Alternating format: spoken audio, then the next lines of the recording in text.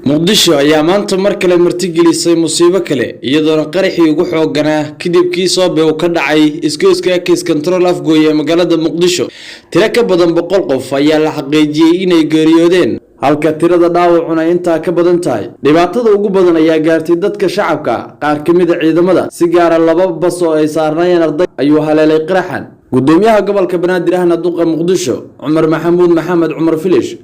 ayaa booqday daqiiqado kadib halka uu qaraxu ka dhacay case control afgooy waxaana wehlinayay taliyaha booliska Soomaaliya gudoomiye Cumar Filish ayaa sheegay inay xogta ugu dambeysay dib kala wadaagi doonaan shacabka balse waxa uu sheegay in qasaare xoogan ay jiraan waxa ka dhacay case control qarax weyn oo saaran lagu soo raray gaari xamuul ah qaraxaas waday wuxuu isku qarxiyay isgoyska case control afgooye wuxuuna sababay dhimasho badan iyo dhaawac fara badan dhimashada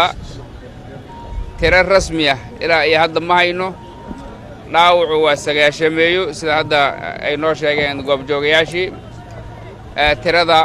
dhimashada oo rasmigaana gadaal ayaan ka ogaan doonaa qaraxan oo ah mid aad u xoogan ayaa waxa sii kiciyay sida la sheegay kaalin shidaal oo ku taalay case control afgooy waxaana la sheegay in qaar kamid ah xaafadaha durugsan ee case control uu gaaray qaraxa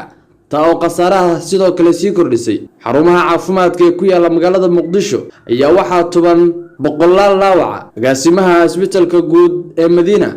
ayaa warbaahinta u sharaxay dhaawacyada la gaarsiiyay isbitaalkaas isagoona sheegay inay jiri doonaan dadka qaar oo u baahnaan doona baxnaano dibadda dhaawacyada maanta la keenay qaar badan waxay u badnaayeen dhaawac fudud intii kale waan seexinay ilaa hadda waxaa noo jiifto tiro 35 laakiin dhaawac guud ahaan waxay ahaayeen 52 intii kale waa baxeen markii dhaawacyadooda fudud loo dhayay waxaan rajaynaynaa dhaawaca hadda noo jiifo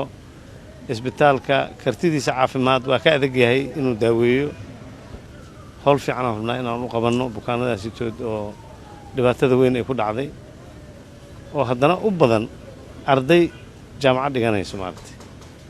badidooda jaamacadda banaadir ahayn arday ah oo darsi u socotay oo meesha dhibkaas ku qabsado qaraxaas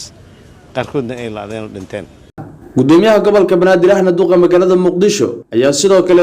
u muuqday mas'uulka ugu firfircoon ee ilaa iyo hadda tiiraayada la qaybsanaya shacabka waxa uu la tagay mar kale isbitaal Madiina waxa uu ballanqaad u sameeyay shacabka Soomaaliyeed ee dhaawacyadu ay asxaabtooda iyo heladooda ay soo gaareen isagoo sheegay in dhaawacyada halista ah ay ballan qaadayaan maamulka gobolka hadii yihiin iyo xukuumadda iyagoo iskaashanaya dalka dibadiisa loo qaadi doono waxaan halka ka ballan qaadaynaa maamulka gobolka banaadir iyo xukuumadda federaalka Soomaaliya inagoo iskaashanayna inaan dhaawacyada dhaqaatiirtu ay ka dayriyaan inaanay halka waxba uga qaban karin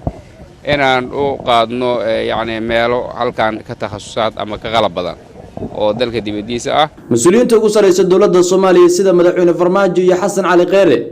ayaa iyagu qudhooda waxay tacsi u direen ehelada iyo asxaabta dadkii ku geeriyooday qaraxii maanta iyagoona sidoo kale kuwa dhaawaca caafimaad degdeg ah u rajeeyay madaxweynaha Soomaaliya Maxamed Cabdullaahi Maxamed Farmaajo ayaa sheegay in cadawgu uu ka soo horjeedo horumarka dalka isla markaana taasi ay tahay sababta ugu weyn ee u beegsanayaan shacabka bismillaahir rahmaanir rahiim inna lillahi wa inna ilayhi raaji'uun saaki subaxdii waxa dhacay qarax meesha loo yaqaano case control aada wadada aada afgooye halkaas oo ka dhacay qarax aad iyo aad u weyn ayna ku laadeen dad fara badan oo isugu jira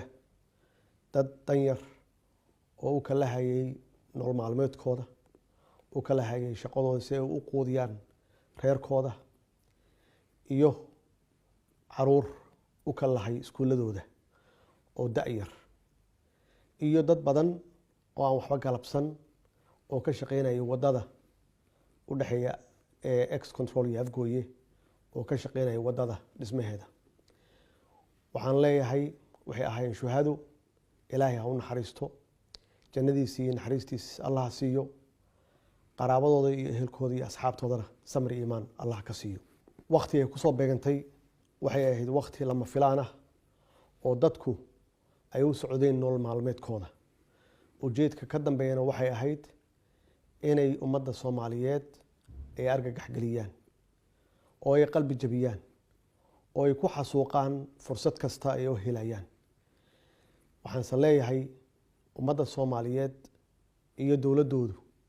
marna lama qalbi jabin karo, marna lagama hor istaagi karo horumarka dalkan iyo dib u dhiskiisa. wasiirka koowaad ee xukuumadda Soomaaliya Xasan Cali Kheyre ayaa isna ku dhawaaqay guddi qaran kuwaasi oo ka shaqeyn doona arrimaha samafalka iyo gurmadka loo sameynayo dadka dhibaatadu gaartay. bismillaahir rahmaanir rahiim. inna lillahi wa inna ilayhi raaji'uun. waxaan tacsi u diraynaa eheladii iyo qaraabadii ay ka baxeen dadkii ku naf waayay qaraxii ay geysteen argagixisada kana geysteen magaalada Muqdisho. waxaan leenahay ilaahay ha u naxariisto inta dhimatay, inta dhaawacana ilaahay ha caafiyo sida ugu dhaqsaha badan. waxaan magacaabnay guddi heer qaran ah oo heer wasiir ah oo ay wasiirro iyo gudoomiyaha gobolka iyo dad kale ay qayb ka yihiin si loo dardargeliyo gurmadka loo fidinayo dadka ku waxyeeloobay qaraxaas, loona gargaaro eheladii ay dadkaasi ka dhaawacmeen ama ay ka dhinteen. sidoo kale waxaan ka shaqeynaynaa in ciddii dalka gudihiisa lagu daaweyn karana lagu daaweeyo, ciddii aan lagu daaweyn karinna aan u raadino xal dibadda loogu qaado. qaraxan oo ah kii labaad ee ugu xooganaa tan iyo kii Soobe ayaa waxa uu saameyn xooggan u geystay qaybaha kala duwan ee bulshada. laba bas oo ay saarnaayeen arday dhigata jaamacadda Banaadir ayay dhibaatada ugu badan gaartay. maamulka jaamacadda Banaadir ayaa iyaguna faahfaahin ka bixiyay tirada ardayda saarnaa labadaasi bas, iyagoo sidoo kale tacsi u diray ardayda geeriyootay eheladooda. bismillaahir rahmaanir rahiim. inna lillahi wa inna ilayhi raaji'uun. إنا لله وإنا إليه راجعون. إنا لله وإنا إليه راجعون. maantay oo taariikhdu tahay 28 bisha 12aad 2019 waxay ay tahay maalin madow. runtii waxaa dhacay masiibo qaran baa dhacay. waxaa dhib soo gaaray arday Soomaaliyeed oo runtii waalidiin ay u soo dirsadeen waxbarasho, kuwaasoo dib loogu celiyey iyagoo meyda. runtii arrin aad u xanuun badan weeye. arrintaas waa arrinta aan dareemi karno annagoo waalidiina, maamul ahaan, macallimiin ahaan dhibkaas dhacay oo runtii aan aad uga tacsiyeynayno. arrintaas iyadaahi waxaan u tacsiyeynayaa dhammaan ummadda Soomaaliyeed. waxaan u tacsiyeynayaa mu'asasada Banaadir tacliinta sare. waxaan u tacsiyeynayaa maamulka iyo ardayda iyo waalidiinta oo maanta runtii arrintaasi masiibadaahi ay saameysay. xarumaha caafimaadka ee ku yaala magaalada Muqdisho ayaa la warinayaa in la geeyay dhaawacyo tiro badan kuwaas oo aan xal lahayn, iyadoona sidoo kale baraha bulshada lagu codsanayo dhiigga qaybihiisa kala duwan oo la warinayo in dadka qaar dhiig ay u baahan yihiin isla markaana ay baahi tiri leeyihiin isbitaalada qaar. madaxweynayaashii hore ee dalka Xasan Sheekh Maxamuud iyo Sheekh Shariif Sheekh Axmed ayaa qudhooda iyagu booqasho waxay ku tageen qaar ka mid ah isbitaalada la jiifiyay dadkii ku soo dhaawacmay qaraxii maanta. ma jirto ilaa hadda cid sheegatay mas'uuliyadda qaraxan.